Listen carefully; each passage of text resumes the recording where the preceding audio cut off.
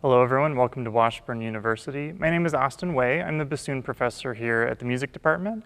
And today we're going to be looking at the 3 excerpts that are going to be on this year's all-state rotation for the state of Kansas. And they're all going to be coming from Gabriel Pierné's Concertpiece. The excerpts are divided up into 3 categories. There's going to be a little bit of overlap in some of the techniques that are going to be applied. So some of the things I'll talk about a little more broadly, and in some cases I'll touch on some specific ideas from page to page. On the first page for this first introduction, I would focus primarily on rhythm to start. It doesn't look like a lot on the page. There are a couple of traps that are easy to fall into here. Primarily in this case, we have a lot of duple eighth notes transitioning abruptly into triplet eighth notes. It can be really difficult to get those to sound even and really demonstrative to the listener. So what I would recommend is spending some time exercising the subdivision that will work between both of these. And in this case, that's going to be a 16th note sextuplet. So I would practice articulating through the subdivision under tempo, so you don't have to tongue super fast, so that you can feel out the transition and over time get the subdivision stuck in your head so you don't have to think about it quite as much while you're playing. It'll just be programmed in, and that'll sound something like this.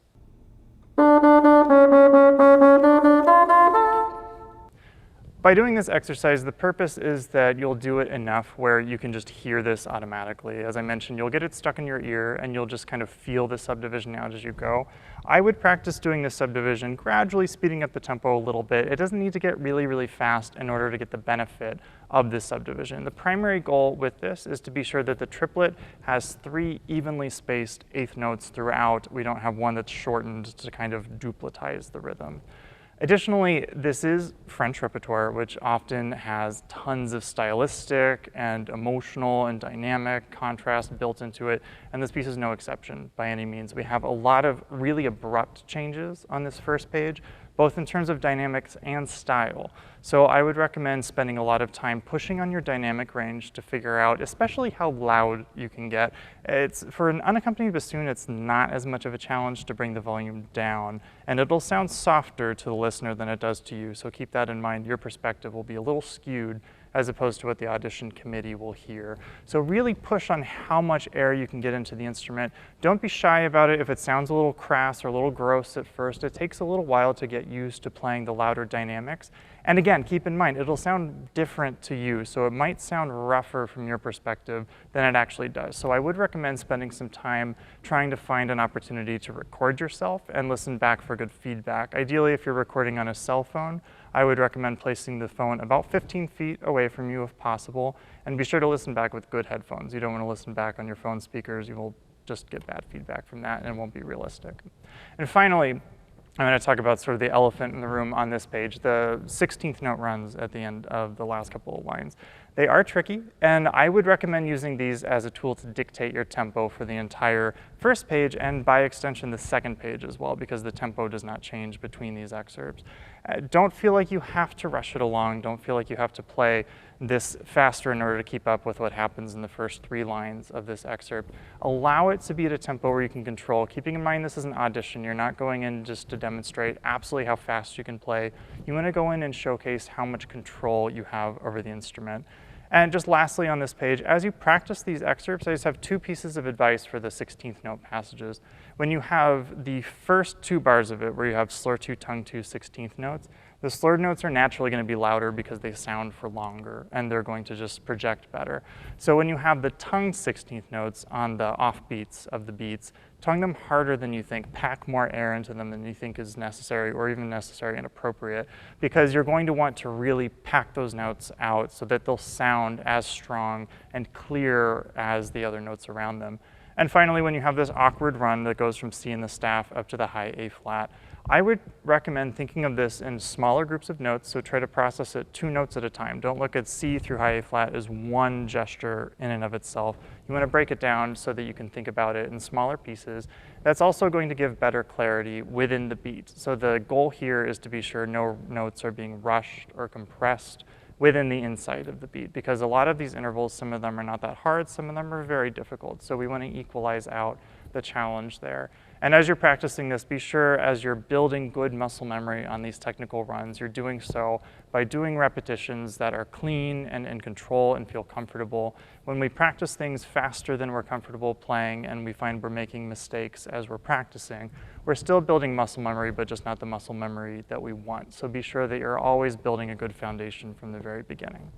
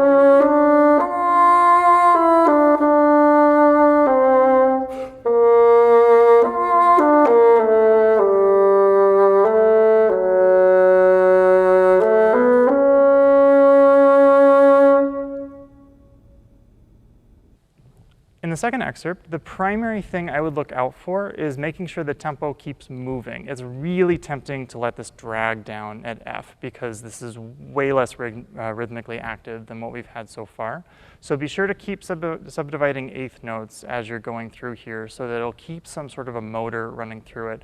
Similar to the exercise I recommended on page 1, where you tongue through the 16th note sextuplet subdivision, you can do the same thing here at F. You can practice it tonguing through all the eighth notes so that you can feel that pulse going through.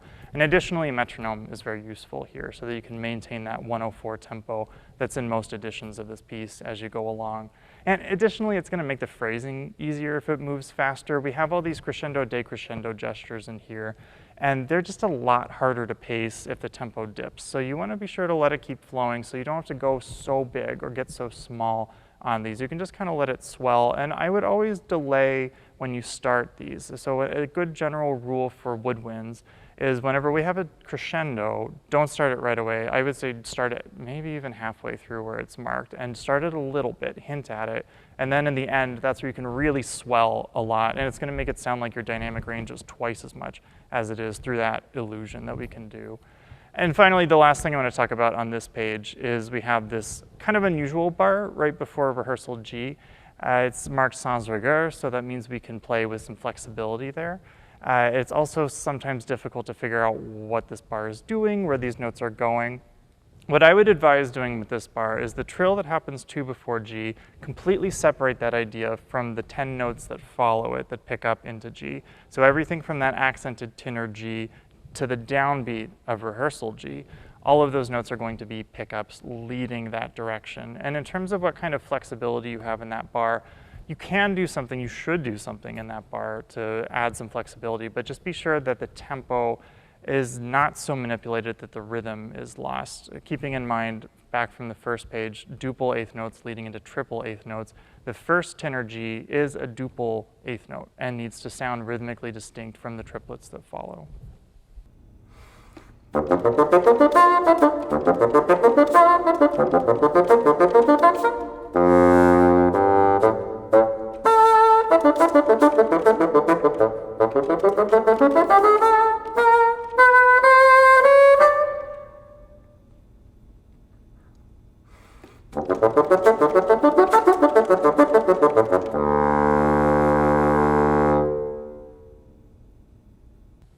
On the final page. The trick with this is don't go too fast. It's marked at 126. That tempo is sometimes omitted because the tempo change happens after the second excerpt. So just be sure you know what the actual tempo is by this point. It has picked up from 104, but it shouldn't feel too fast with triplets. And a thing to keep in mind throughout this entire piece, in any audition, anytime you're performing something where you have control over the tempo, you don't need to go faster than you can control, and you shouldn't go faster than you can control.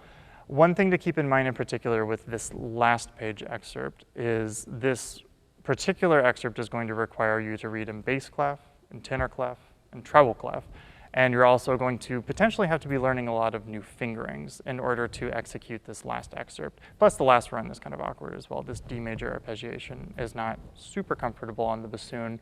So be sure that you know where your limits are and you want to know what you can control. On the topic of the high notes, because this is always the big can of worms on this last page, as you're learning these fingerings, I have two pieces of advice for learning the high register fingerings, if these are brand new to you. First of all, I would learn these fingerings in groups of 2 or 3, even though when you look at a fingering chart for these high notes, they look insane compared to the, the octaves or 2 below, where it's much simpler.